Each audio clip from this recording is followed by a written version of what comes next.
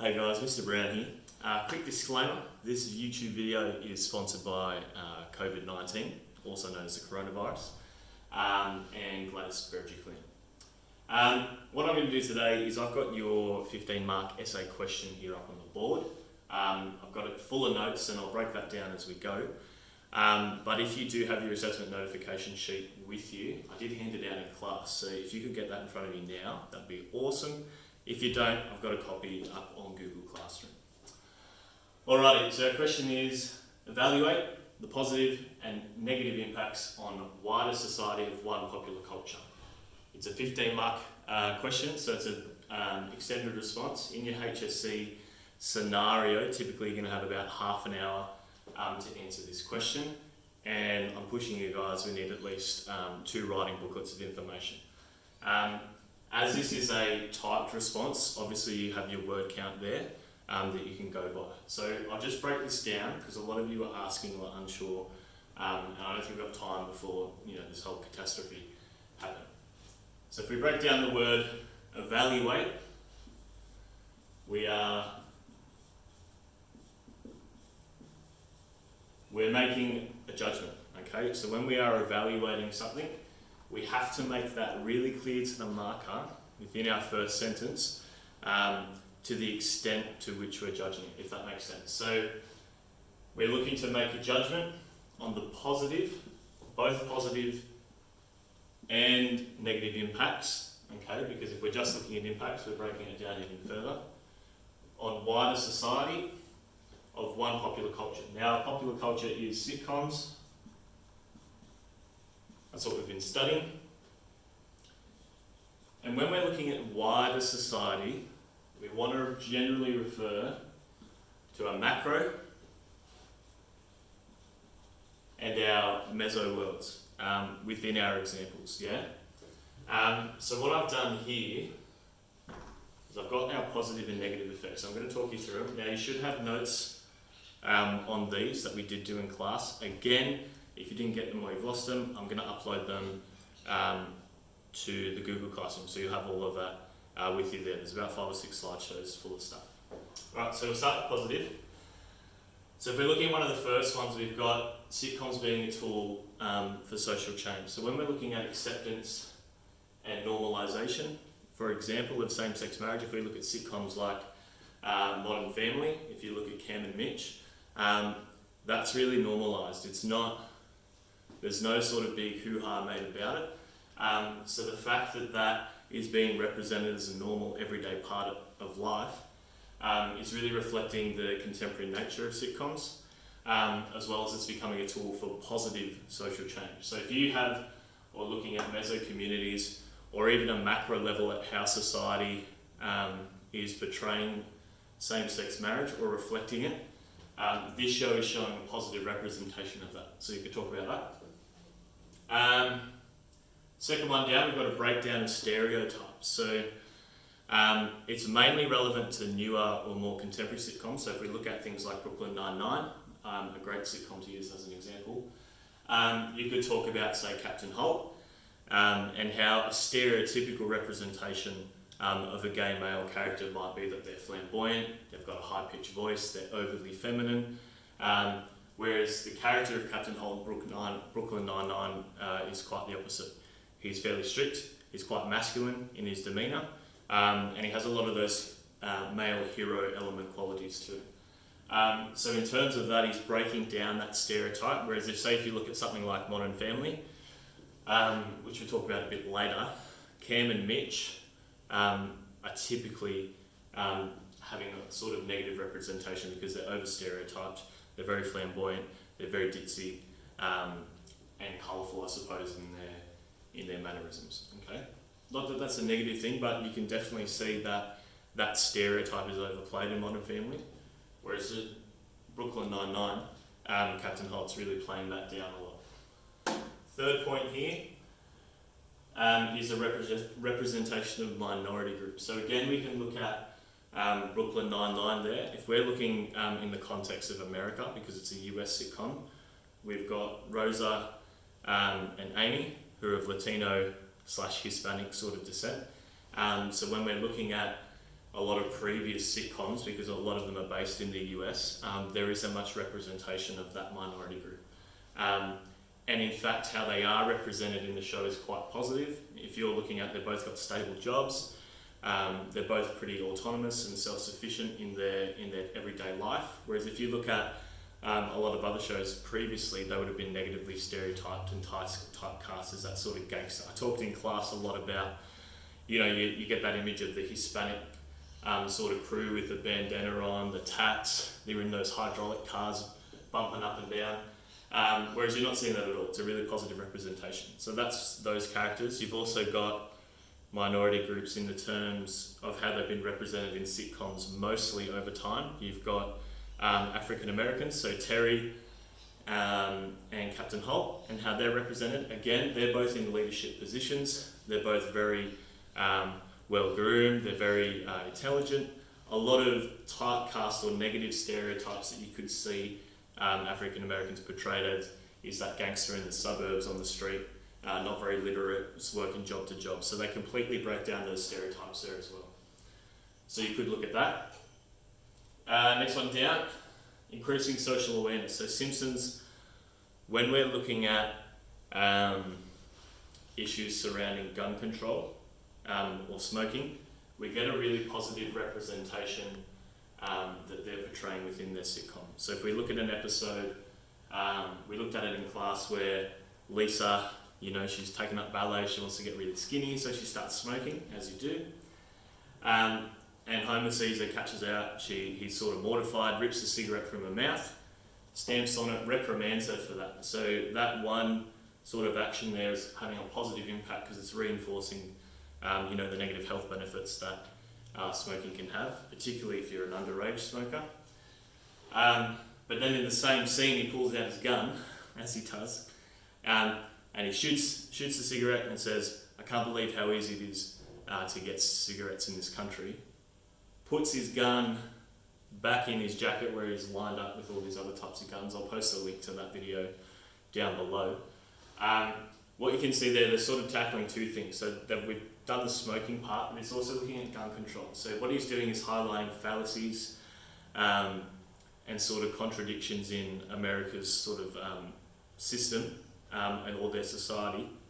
In terms of him pulling out the gun, the sort of reference to how easy it is to get smoking can be conveyed towards gun and gun control and how easy it is to get guns. So that, in terms of whether it's a positive or negative impact, is positive in terms of how we would see it, because issues around gun control, as we can all know, is pretty bad. Fifth one down, we've got the power of laughter itself. So what sitcoms are really good at doing is normalising failure. So in a lot of people's lives, and wider society, if we're looking at macro meso worlds, if you do fail at something, it can be hard to take, but if you learn to sort of laugh at your misfortunes and your mistakes, it's easier to cope and get on with it. So that's definitely having a positive impact. The fact that people can watch a sitcom, tune out, have a laugh. Again, we talk a lot about how sitcoms need to relate and reflect current contemporary values. For that to happen, they have to reflect our sort of contemporary lives. So in doing that, we might be able to relate to those characters' experiences and laugh at our own sort of misfortunes in life that might make it more bearable. So that's definitely a positive impact that can have. And last one, we're looking at promoting positive social interactions. So if you meet someone, say in your macro or meso world, or you might be on Facebook fan groups or whatever it is, say you're all obsessed with the show, I don't know, Friends, you can meet up with like-minded people, and that can form positive subcultures and social groups that you can then interact with in a positive way. So that's definitely having, again, a positive impact on society, because if we look at, similar to along the lines of power of laughter, it's giving people a chance to engage in the popular culture of sitcoms in a positive way. So that's sort of 6 ways you can look at it there. You could even look at current sitcoms, their positive impacts that they have on gender representation. If we look at Brooklyn Nine-Nine again, as a good example, Amy Santiago, her character's female, she's in a really high position of power and authority, and she's chosen above other males for that role and position. Whereas in a lot of previous sitcoms, women were strictly bound by their domestic housewife duties, right? So that's another example you could look at. I'll move along to negative now. So I'll move to this side. What we've got here, again, I've just got 6 examples. Again, in your essay, you wouldn't have to use all of them. But I'm just trying to give you enough ammo so that you can pick which ones you're comfortable to talk about. Obviously, a lot of other stuff we've done previously, you could talk about as well. You could look at the positive and negative impacts, say, censorship might have, and government censorship, even parent censorship on sitcoms. But I've sort of just broken it down into 6 ones that I think are really quite relevant. So, first one, now a lot of these I will disclaim, may seem like they're going against what we've said is positive, but a lot of our examples for the positive effects were from contemporary sitcoms, so things that are more recent and new. Again, you can work in the concept of continuity and change there as well, and how that's changing over time. But a lot of previous sitcoms that are still quite popular do have a lot of negative impacts on society, so we're going to go through them as well. Remembering, when we're evaluating and making a judgment, we want to be really detailed. If we're showing the marker 2 sides of the coin and how it can be positive in one aspect and negative in another, that's not necessarily a bad thing. If anything, if I was marking it, that shows a really deep level of critical thinking. So don't be worried about that. As long as you justify it and can back it up with your examples, link it back to the question, you're sweet. So what we've got here, false stereotyping. So we know a lot of sitcoms perpetuate false myths, or they over-exaggerate a lot of mythology surrounding people. Our best one that we look at here is Brooklyn Nine-Nine. Not Brooklyn Nine-Nine, sorry, Big Bang Theory. So if we're looking at the characters in there, if we look at the male characters, for example, there's a lot of mythology going in different areas. You've got the nerd type mythology and stereotypical culture that they have there. So all the male characters generally struggle talking to women. They struggle in social scenarios a lot of the time outside their own micro and meso world context, being their workplace and their sort of friendship groups. A lot of them are wearing all the nerd type shirts, they've got the logos on them. Their apartment is full of nerd paraphernalia. You know, they've got a Batman cookie jar, they've got molecules of atoms everywhere. Leonard's wearing glasses. You've got them, what's his name? Howard's got that Batman belt and Superman belt thing on all the time. So what you see is, we know like in real life, like, say I'm a fan of superhero movies and stuff, but I won't dress like that, and you might not either. So what they're really trying to do is perpetuate that myth, obviously for humorous examples, but if we look at it at the extent that it's really over-stereotyping and boxing people, that can have a negative impact. So that's one, that's the nerds. If we look at gender stereotyping as well that we have within Big Bang Theory. So what you've got with the males, you have them being in sort of scientific jobs.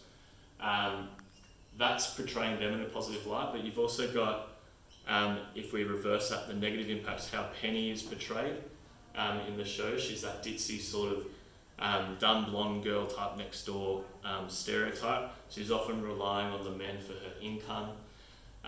The way she's dressing a lot of the time, people are more complimenting on her physical appearance more than they are her intelligence. There's no balance there, and there's a lot of jokes made at the expense of her gender in the show. So that's definitely a negative stereotype that they have perpetuating there.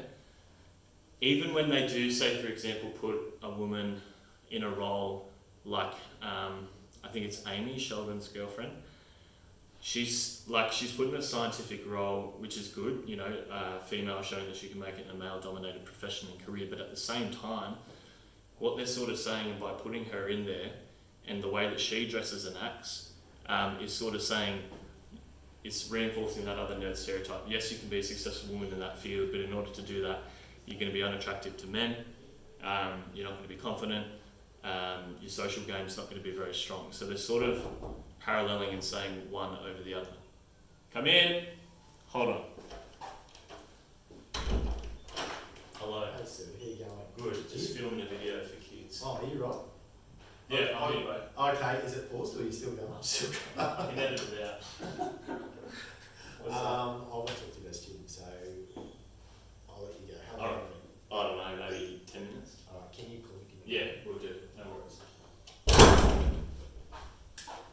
Sorry, Mr. Madden there, the boss.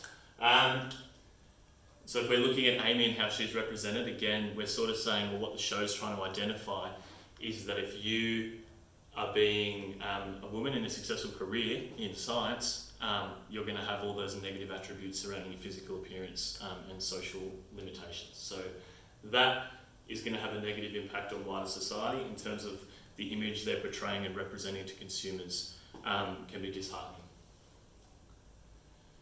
Stereotyping, again in Big Bang Theory, they've got heaps. It's really quite bad. We've also got like racial and ethnic stereotyping of culture. If we look at Raj, the Indian character, what he's got in effect is his inability to talk to women due to sort of his culture. His accent is really played quite poorly. On a side note, The Simpsons, Apu, is again another example of an Indian accent from an American sitcom that's really overplayed. Apu, as a result, doesn't actually feature in The Simpsons anymore. But if we're looking at Raj, in terms of whenever he's Skyping his parents, there's a lot of expectations around him having a job that's really high paying in his PhD sort of sense. He's got a lot of pressure to marry, and a lot of those stereotypes are built and based around his Indian ethnicity. If we then look at Howard, who's Jewish, and all of his interactions with his mum, and even his appearance, he's got that bowl cut, he's got the really big crooked nose, the way he speaks to his mum, all the types of food they talk about, briskets and things like that. A lot of it's done in a humorous, jokingly manner, where it's sort of degrading his culture and his personality because everyone's laughing at the expense of it. So that's definitely a negative impact if we're looking at sitcoms and how they portray those false stereotypes. So that's a really big one. You should probably all talk about that in your assessments. Heaps of other sitcoms do it as well, like Friends and how they represent Rachel and Courtney in terms of their jobs. Again, they're very domestic. One's cooking, one's in fashion, or jobless or at a cafe trying to make ends meet. They never show sort of the males struggling with their profession, or if they do, in Joey's scenario, he always seems to get by and laugh it off and isn't really overly dependent on anyone.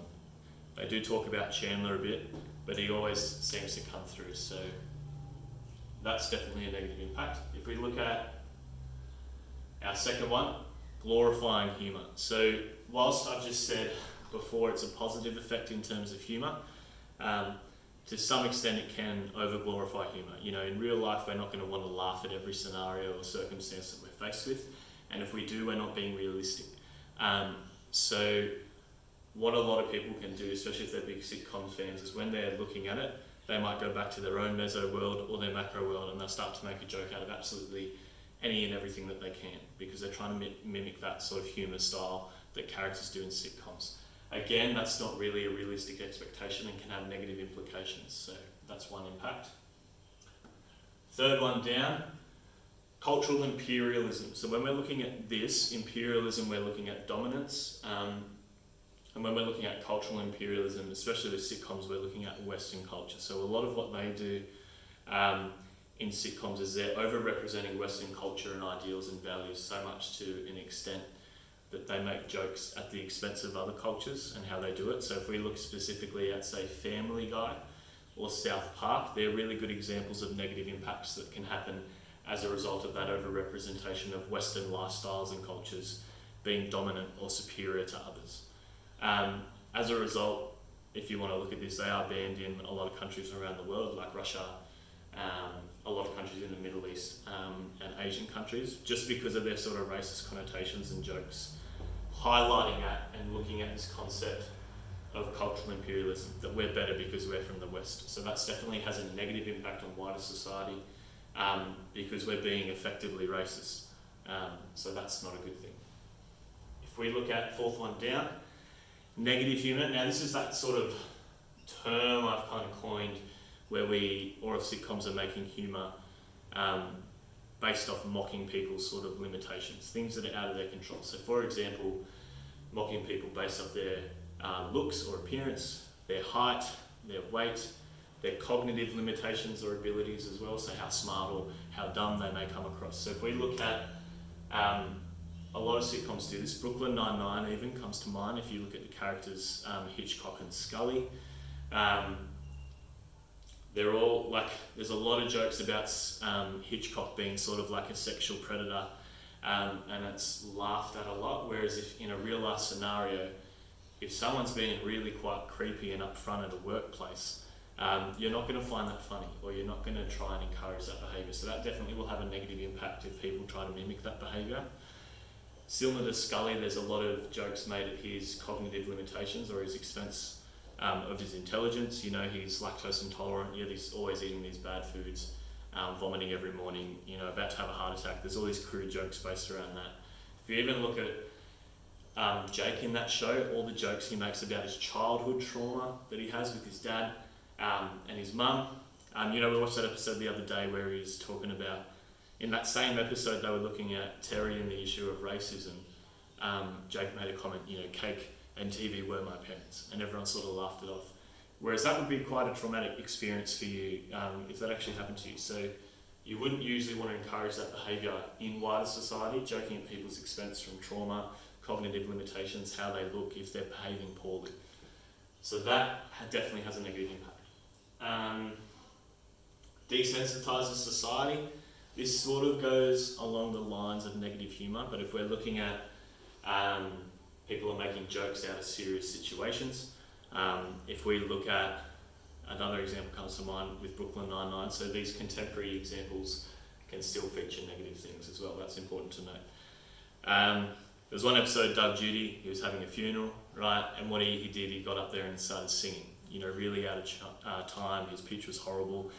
If you go up to a close friend's funeral and you did that, it may be seen as an in-joke, but from most of what I've seen, if someone started a week ago and you go up there and say you're going to sing a song and it's absolutely horrific, it's joking at their expense, it's going to be received really poorly. Don't try it, wouldn't recommend. Another serious situation might be, there's lots of breakups in sitcoms where, especially say in Friends, where both parties are acting really sort of catty and petty.